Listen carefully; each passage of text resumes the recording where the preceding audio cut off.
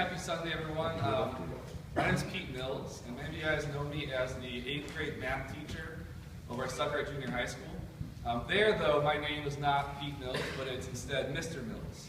And so I was thinking, a name really is our most important possession. You know, it's our brand, our initial and most recognizable way we interact and engage with the greater community of people around us. I can personally attest to a name's power. First, as a teacher, no matter how many students you have or have had, knowing and using each one's name is essential to establishing a sense of comfort and trust.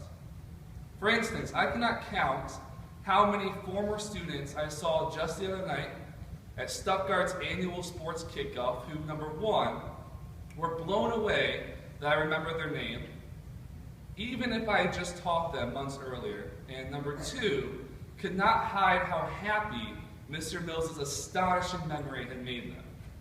Right? I get it. When I was much younger, I remember spending hours wrestling with my own affection for my name. I often felt envious of my little brother James, who had been named after our grandfather, wondering how the name Peter could rival that importance. Yet one day I finally asked my parents to explain my name and after whom I was named. They told me of the very same verse that we read from the book of Matthew today. And I tell you that you are Peter, and on this rock I will build my church.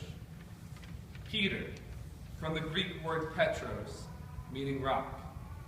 In one conversation, a new understanding of who I was emerged, and I never felt so important nor so proud. I wonder how Simon must have felt in that moment too. With one declaration, his entire purpose changed as swiftly and dramatically as his name. What pride and importance he must have felt as well, and likely what fear of such responsibility. But that's the thing with names. They become definitions. Jesus, the Messiah. Peter, the rock. It reminds me of my first day teaching. The day I went from Pete to Mr. Mills. My name now marks a sometimes overwhelming responsibility to my kids and the parents who trust me with their futures. Because you see, it's not that our names are constantly evolving, but rather our understanding of them, that is. In being a teacher, your role takes many forms, and your responsibilities vary widely. One minute you are a teacher, the next a counselor. Sometimes you're a friend, other times a parent. Occasionally you are the coolest person on earth. Or you're just a tyrant. But not until the other day had I discovered or considered another job we have as educators, and that is name makers. Every day, over 100 students enter and leave my classroom, and with them, over 100 names. Whether they realize it, they are each along a journey of definition. Who will Faith, Matthew, or Cesaria become?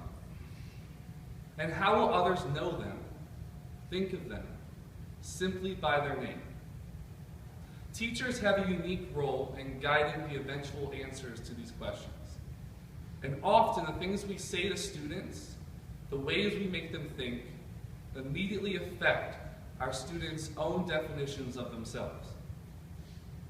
Our goal then, with the help of our entire community, is to give our students, our kids, the greatest possibility, the greatest selection in how they are defined.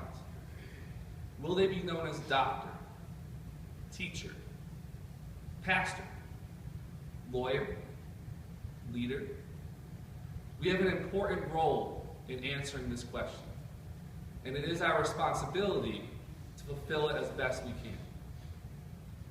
The moment Jesus defined Peter, both by name and by responsibility, he did so by selection. He chose Peter. I believe too that my students, as well as all children around the world, are chosen. It is upon them that I put my faith in a similar way as I do with God. The same hope and passion God gives me, I feel among the presence of children. I believe in them as much as I do in God, because they are the closest embodiment of hope, love, and grace that I know exists in this world. Hope, love, and grace. These are the names by which I know my kids. And just as Jesus selected Peter to be the rock upon which he would build his church, we must always choose our children as the foundation upon which we build the world, as it should be, as it can be, and as it must be.